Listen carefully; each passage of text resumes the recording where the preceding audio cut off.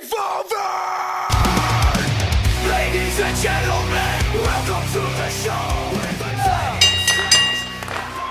Well, as our host slash captain John Murray said at the top of this show, welcome everybody to the Catalina Wrestling Mixer. This is the Man Scout Jake Manning, joined as always by Bork Torkelson. Bork, this is the third installment of the Catalina Wrestling Mixer, and we mixed it up. We got men fighting women, men fighting men, and when? No, well, we're not yet. We maybe men. Who knows? It's a big tournament where basically everybody's going to qualify for a six-man later on tonight, but we got six-person. That's right, because we have a bunch of man-women contests before then, and everyone in the first round, and everyone you win your match, you move on to the six-way at the end. So that's true. But Jake, you're missing something important. Please. This is the effing Catalina Wrestling Mixer, the biggest wrestling event in Ohio since Heatwave '98. Oh. Shout out to the Hero Arena, which is looking rough after that tornado that just hit Dayton. Yeah. Dayton's hit a lot of rough spots, but now tonight is going to be a highlight in all of Dayton, Ohio. Absolutely. And especially with this first opening contest. This was a match when I heard it was announced. I was like, I got to make sure that I'm doing commentary for this. Hopefully this match wouldn't conflict with where I end up on the card, which I'll be wrestling a little bit later on tonight. So I'm glad that we're opening up here, so I have an opportunity to see both these individuals wrestle each other. I've been on shows with both of them for quite some time, and they've impressed me much like they're impressing me right now. Ace Austin, the one true ace, taking on the galaxy's greatest alien, Kris Statlander. And Jake, this promises to be a fast-paced, hard-hitting, possibly high-flying affair. Both of these competitors are phenomenal athletes. Absolutely, and Ace Austin is very well known with the Wrestling Revolver crowd, but Kris Statlander making her Wrestling Revolver debut. And looking great so far. Absolutely, and both individuals always taking really good care of their gear and their looks and just their unique offense. That's one thing we can expect with Ace Austin, but I don't think this Wrestling Revolver crowd quite knows what to expect of Kris Statlander right now. They're going to see some things they've never seen before in a wrestling ring before, and courtesy of Kris Statlander.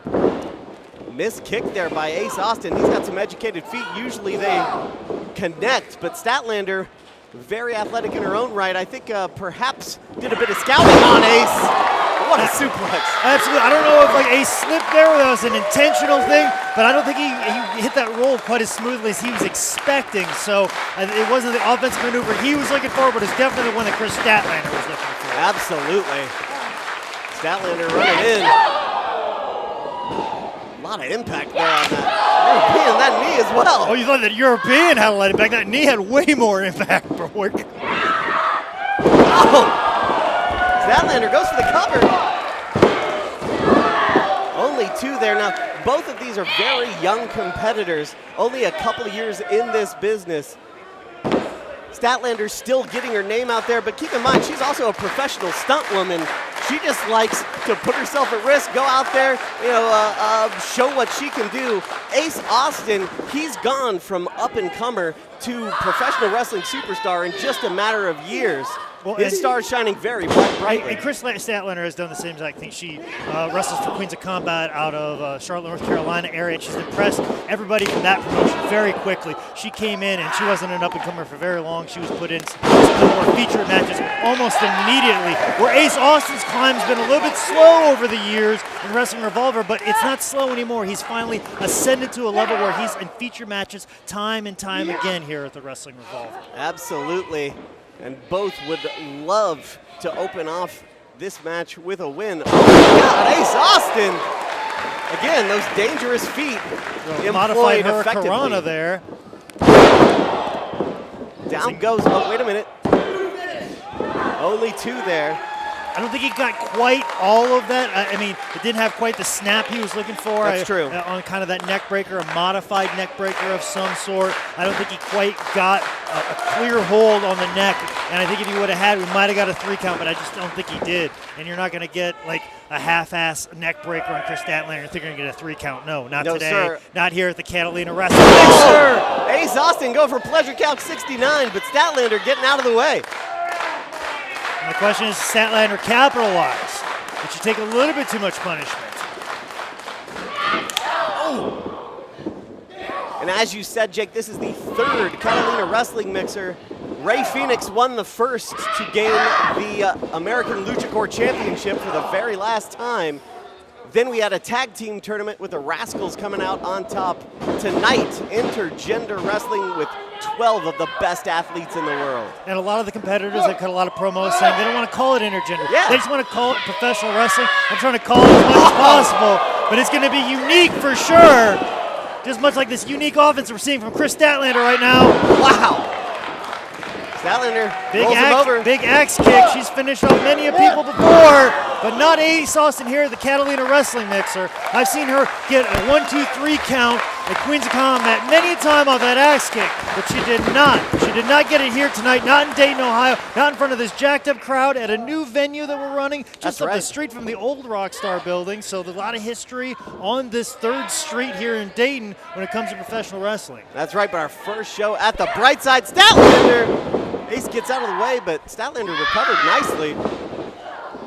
Once again, Ace avoids the impact. Whoa! He gets the transition this time. He didn't get caught with an offensive maneuver from Statlander. No. But he could not get the 3 count, though.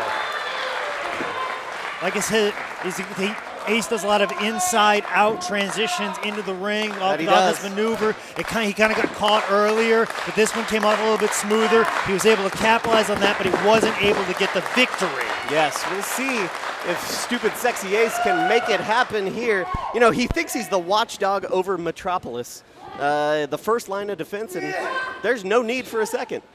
Okay, well, nice to know we got some backstory in the middle of this heated contest. Hey, Jim Ross will probably give you a hard time about you on his podcast. That's fine. If he talks about me, I'll be happy about it. Okay, quite okay. I'll DM him when I get back home. Don't D Jim Ross. Oh, my God. I'm going to D him so hard. About as hard as Ace Austin just kicked Kris Statlander in the back of the head there. Yeah, very precise contact. Statlander did very well there. Going for another modified Hurricanrana there, but Statlander was a little too smart this time. She's going up for the top rope now. The galaxy's greatest alien perched upon the top buckle.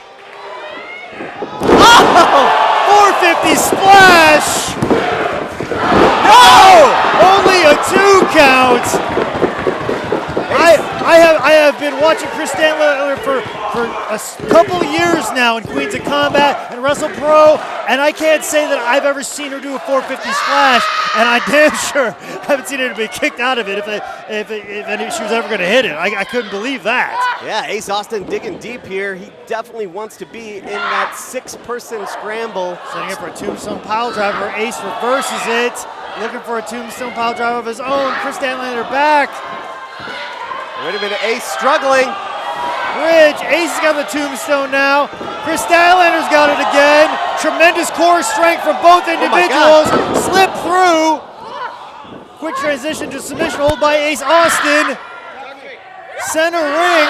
Kris Statlander has no limbs to reach for the ropes. She's in a bad way right now. Right in the middle of the ring. Oh, Ace.